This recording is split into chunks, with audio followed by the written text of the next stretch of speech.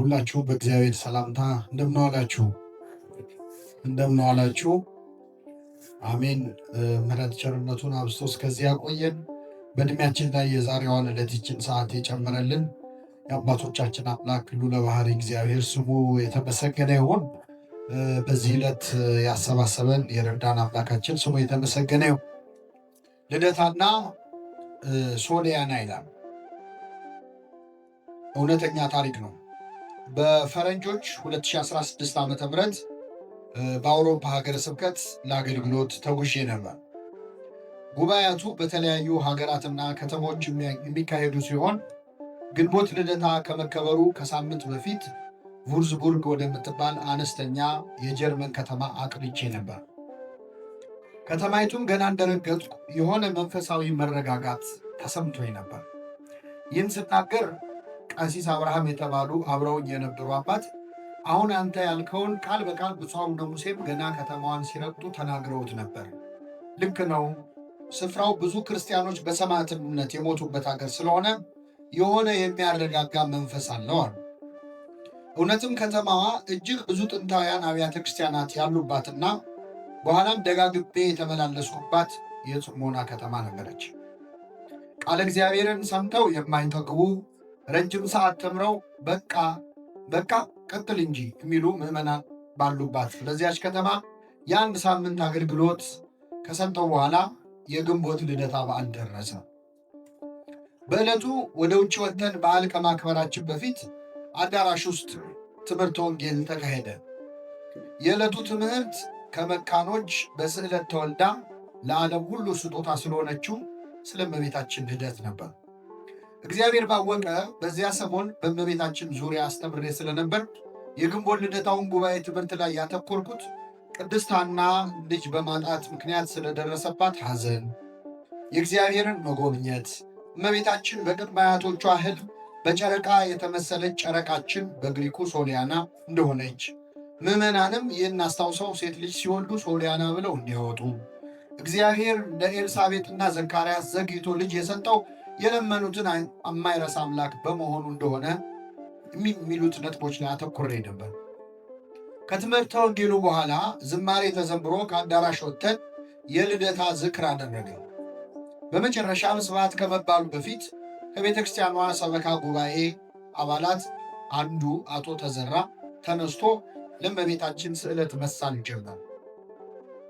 እኔ ለእመቤታችን በዛሬው በልደቷ ቀን የምሳለው ለእኔ ሳይሆን ለአንዲት እህቴ ነው። የዛሬ ዓመት የልቧን ሐሳብ ብትሞላላትና በምልጃዋ ልጅ ብትሰጣት በግ አመጣለሁ ብሎ ጀመረ። ሌላው ቀጠለች። እኔም ምንም የምሳለው የለኝም፣ ስሜን እመቤቴ ታውሟለች፣ የዛሬ ዓመት ልጅ ብትሰጣት እንዲያደርጋለሁ።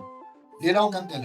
እኔም እነሱ ያሉትን እመቤቴ በምልጃዋ ብታሳካላት ምን አለፋችሁ። ሁሉም ተራ በተራ በእንባ እየታጠበ ስለ አንዲት ወጣት ልጅ ማግኘት ስዕለት መሳል ጀመረ። የሰውን ስዕለት እየሰማች አንዲት እህት ማልቀስ ጀመረች። ለ7 ዓመታት ልጅ ለመውለድ ተስፋ ስታደርግ ቆይታ ሐኪሞች ምንም ማድረግ አንችልም ብለዋት ነበር። ልባሉ የጀርመን ሐኪም 5 ጊዜ ያህል ብትታይም በሕክምና ምንም ማድረግ አልተቻለም። የዚያች ትንሽ ከተማ ጎረቤቶቿ ታዲያ የመካኖቹ ልጅ እመቤታችን ይህችን እህታቸውን እንድትጎበኛት በልደቷ ቀን እያስጨነቋት፣ አንደኛዋ እንዲያውም ሴት ልጅ ከወለድሽ ቅድም እንደተማርነው ሶሊያና ብለሽ ትጠሪያታለች አለቻት። የምናገረው ነገር ቸገረ። አዳራሽ ውስጥ በነበረው ጉባኤ ላይ የሰጠሁትን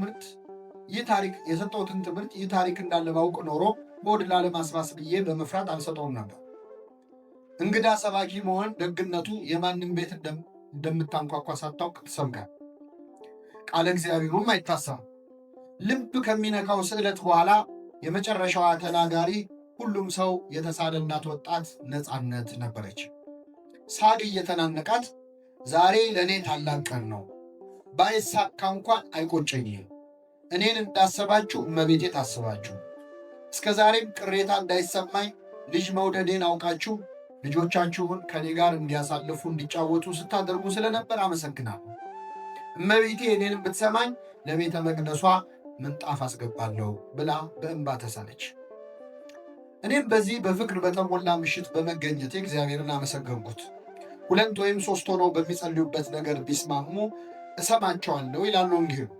እጅግ ደስ ይል ነበር። የማሳረጊያ አጭር ትምህርት ከሰጠው በኋላ ከወራት በፊት ከኢየሩሳሌም ይዣቸው የመጣኋቸውን ስጦታዎች አካፍያቸው ስብሐት ብለን የግንቦት ልደታ በዓልን አጠናቀቀ።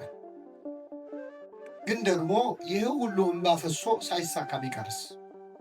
እንዲያው እምነታቸው ይደክም ይሆን? የእመቤታችንን ምልጃ ቢጠራጠሩስ? የእግዚአብሔር ቸርነት ቢክዱስ? ለነገሩ ልጅ ባይወለድም ብዙ ወላጅ ያጡትን እንደ ራስ አድርጎ ማሳደግ ይቻል የለ እንዴ? የግድኛ ያልነው ብቻ ይሁን አይባልም። የማይጠቅመንን ደግሞ ፈጣሪ አይሰጠን። ግን ደግሞ መጽሐፍ ቅዱስ ላይ ካሉት 7 መካኖች 6ቱ ወልደዋል። ያልወለደችው ሜልኮል በመቅሰፍት ምክንያት ነው።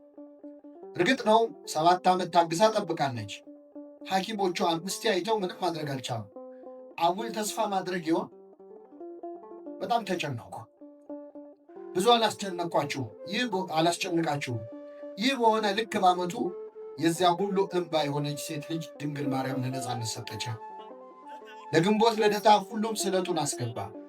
እኔም በወቅቱ ሌላ ቦታ አገልግሎት ስለነበረ መገኘት ባልችልም ዘግይቼ ግን ወደዚያች ከተማ ማቅናቴ አልቀረም። መዘግየቴ ለበጎ ሆነው የሕፃኗ ክርስትና ላይ ደረሱ። ክርስትና አንስተን ቀድሰን ልመናዋ፣ ክብሯ፣ የልጇም ቸርነት በእውነት ይደርብንና እመቤታችን ያደረገችው ተአምር ይህ ነው ለማለት በቃ። ሕፃኗ አሁን ልክ 7 ዓመት ሞልቷታል። ሶሊያና ጸጋዬ ትባላለች።